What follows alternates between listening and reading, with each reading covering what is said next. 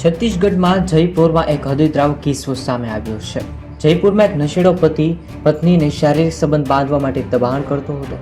પત્ની સંબંધ બાંધવા માટે તૈયાર ન હતી। પત્નીએ ના કહેતા પણ ઉશ્કેરાઈ ગયો અને પત્ની સાથે ઝઘડો થયો। ગુસ્સામાં આવી અને પત્નીએ એવું પગલું ભરી લીધું કે ખરેખર ચોંકી જશો। હાલમાં આ વિડીયો પણ વાયરલ થયો છે।